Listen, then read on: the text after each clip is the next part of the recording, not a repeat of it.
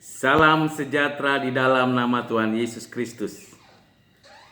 Saudara yang kekasih, kita akan melanjutkan topik manusia gambar rupa Allah. Di dalam kitab Kejadian pasal 1 ayat 26 sampai 28 dijelaskan dengan tepat bahwa manusia adalah gambar rupa Allah. Apa yang dimaksud dengan gambar rupa Allah? Hal yang sering salah dan sering keliru tentang pengertian gambar rupa Allah adalah bahwa Allah itu seperti manusia dalam pengertian fisik maupun di dalam segala hal yang berkaitan dengan keberadaan manusia. Tentu pernyataan atau pemahaman seperti itu adalah salah, sesat, dan menyesatkan. Apa yang dimaksud dengan manusia adalah gambar rupa Allah.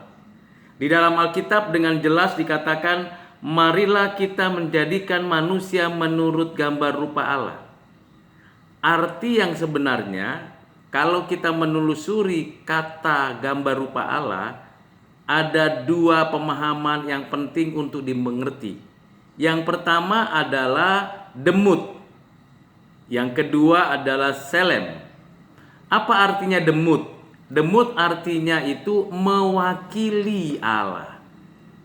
Jadi manusia diciptakan di atas bumi ini ditempatkan dengan satu tugas tanggung jawabnya mewakili Allah di atas bumi ini. Sehingga manusia diberikan otoritas, kuasa, dan hikmat serta kekuatan untuk mengelola bumi, memelihara bumi, menjaga bumi. Sebagai wakil Allah, bertanggung jawab sepenuhnya kepada Allah, tunduk kepada seluruh otoritas Allah, dan menaklukkan bumi dengan kekuatan yang diberikan oleh Allah itu sendiri. Yang kedua, pengertiannya adalah selem, yang artinya manusia itu memiliki sifat-sifat yang menyerupai Allah, di mana ada kebenaran, ada keadilan, ada kesucian. Manusia mengelola bumi di dalam kebenaran Tuhan Allah. Manusia memelihara, menjaga, dan memanfaatkan bumi dengan konstruksi berpikir yang adil.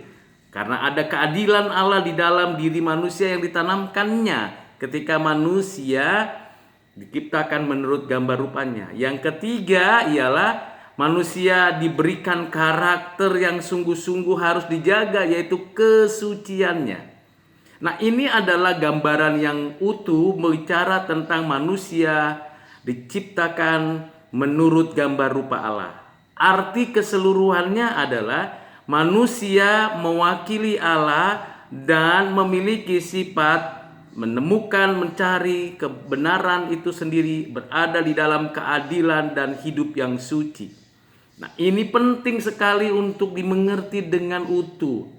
Karena itu, saudara yang kekasih di dalam Kristus, kata demut selem merupakan sesuatu rancangan Tuhan bagi manusia. Kita tahu bahwa manusia yang sudah jatuh di dalam dosa tidak lagi hidup berada di dalam otoritas Allah, tidak lagi mau mewakili dirinya Allah. Bahkan manusia mau menjadi Allah, seperti Allah, memiliki kemauan, kemampuan, dan definisi-definisi yang dirinya sendiri. Dan ini tentu adalah pemberontakan manusia di hadapan Allah, dan itulah dosa. Nah, manusia sebagai gambar rupa Allah yang jelas memberikan kepada kita pengertian-pengertian yang utuh. Apa pengertian-pengertian teologisnya? Mari kita lihat di dalam ayat-ayat yang tersebut dijelaskan di dalam Kejadian pasal yang pertama ayat 26. Berfirmanlah Allah, baiklah kita menjadikan manusia menurut gambaran rupa kita, supaya mereka berkuasa atas ikan-ikan di laut, dan burung-burung di udara, dan atas ternak, dan atas seluruh bumi, dan atas segala binatang melata yang merayap di bumi. Kemudian di ayat 28 dilanjutkan lagi, Allah memberkati mereka, lalu Allah berfirman kepada mereka, beranak cuculah dan bertambah banyak, penuhilah bumi dan taklukkanlah itu, berkuasalah atas ikan-ikan di laut dan burung-burung di udara dan atas segala binatang yang merayap di bumi. Selanjutnya di dalam Kejadian pasal 2 ayat yang ke-15 dikatakan juga demikian. Tuhan Allah mengambil manusia itu dan menempatkannya dalam Taman Eden untuk mengusahakan dan memelihara taman itu. Untuk menguasakan dan memelihara taman itu.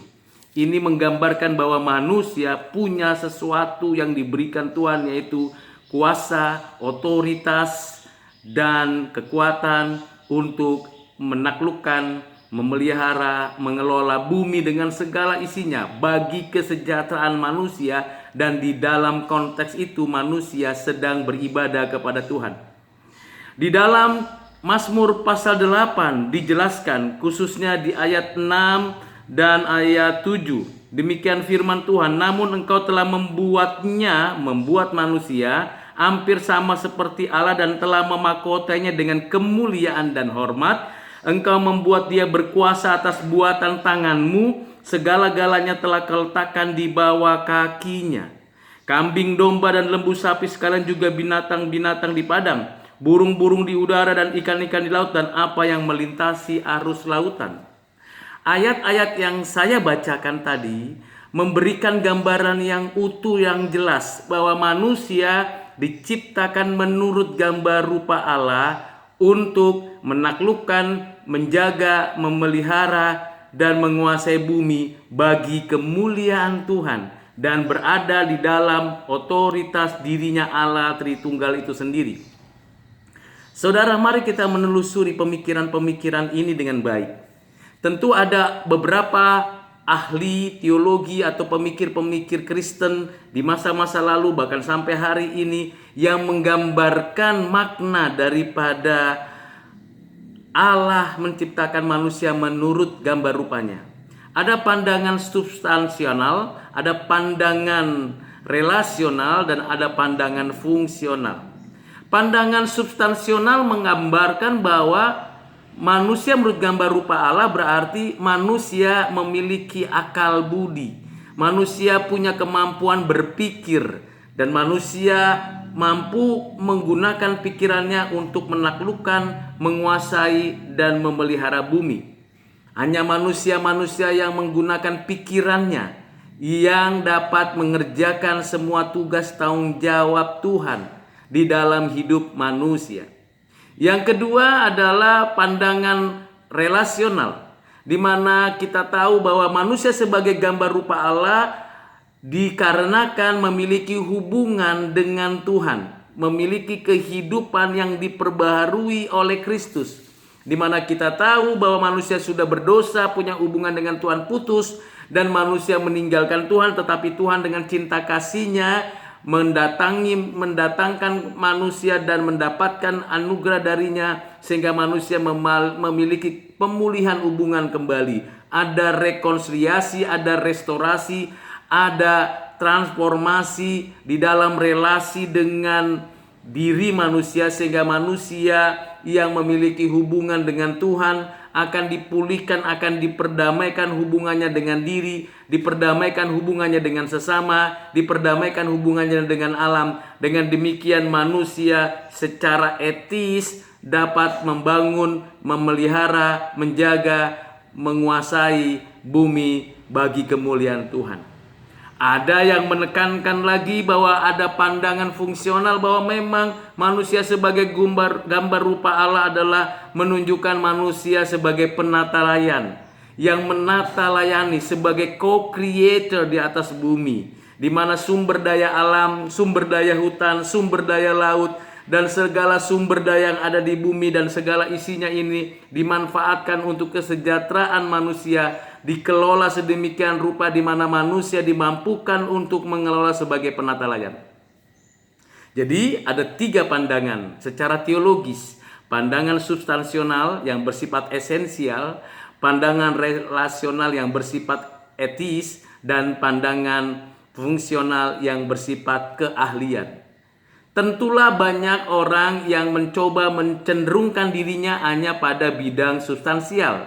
Ada yang mencenderungkan dirinya pada bidang esensial atau relasional dan etis. tetapi juga ada yang mencenderungkan dirinya untuk memahami gambar Allah sebagai sebuah keahlian atau fungsional.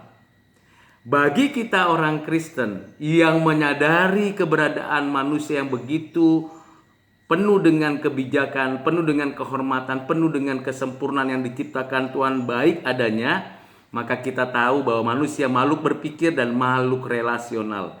Makhluk yang mampu memberikan pikiran-pikirannya, ide-idenya, gagasan-gagasannya untuk menemukan, memanfaatkan kebenaran, memanfaatkan pengetahuan, dan memanfaatkan semua sumber daya yang ada untuk kesejahteraan hidupnya.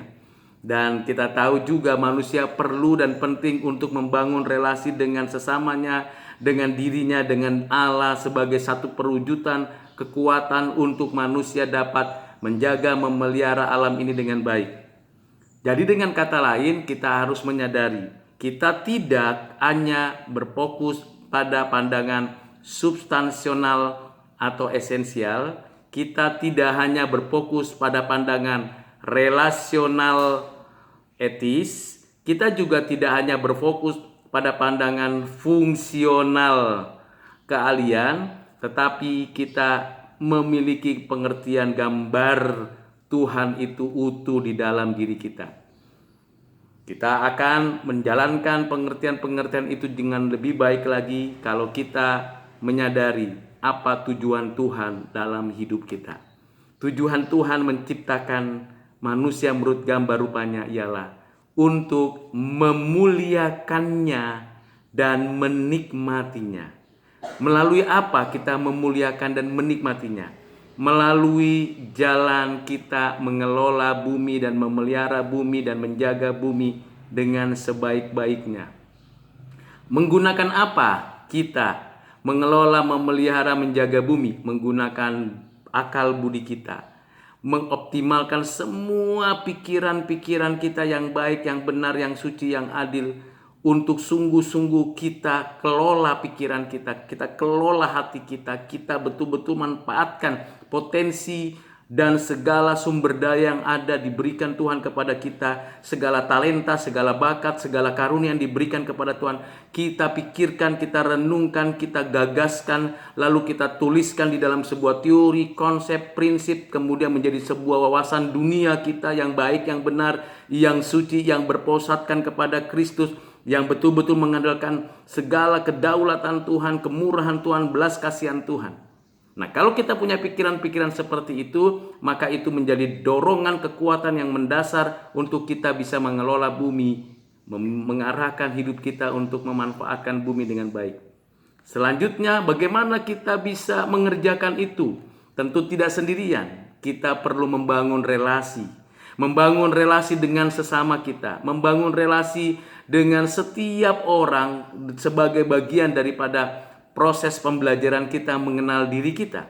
Kalau kita sudah mengenal diri kita, maka kita akan terus-menerus membangun relasi. Dan bagaimana kita bisa mengenal diri kita kalau kita belum mengenal Tuhan yang menciptakan kita? Maka perlu adanya satu pemulihan relasi dengan Tuhan Allah. Kalau kita memiliki relasi dengan Tuhan Allah baik di dalam Kristus dan hanya di dalam Kristus, maka pemulihan itu akan ada dengan kekuatan dari rohnya di dalam hati kita, dan kita terdorong untuk mengerjakan semua penata layanan kita di atas bumi dengan kekuatan dari Roh Kudus bersama-sama saudara-saudara kita di atas bumi ini. Saudara yang kekasih di dalam Kristus, mari kita mengerjakan tugas tanggung jawab kita, mengelola bumi sebaik-baiknya, memelihara bumi dari segala kehancuran, dari segala sesuatu yang buruk, yang cemar, yang merusak bumi ini. Mari kita menjaga air, tanah, udara dengan sebaik-baiknya. Kita tidak turut cemplung di dalam kerusakan alam. Kita tidak turut cemplung di dalam pencemaran udara dan juga sampah-sampah, plastik-plastik dan hal-hal yang buruk. Kita tinggalkan itu, kita buang itu. Kita betul-betul mau menjaga bumi ini sebaik-baiknya sebagai tanggung jawab kita, sebagai sesama manusia, sebagai orang yang diberikan percayaan oleh Tuhan untuk mewakilinya, sebagai pribadi lepas pribadi yang harus berkomunitas dengan orang lain. menjaga bumi ini, mewariskan bumi ini untuk anak cucu kita bagi kemuliaan Tuhan. Kiranya pemaparan dan penjelasan tentang manusia adalah gambar rupa Allah akan menjadi semakin jelas bagi saudara. Kiranya Tuhan memberkati. Kita akan bertemu lagi dengan saya Rudi Silitonga pada sesi berikutnya. Tuhan memberkati saudara.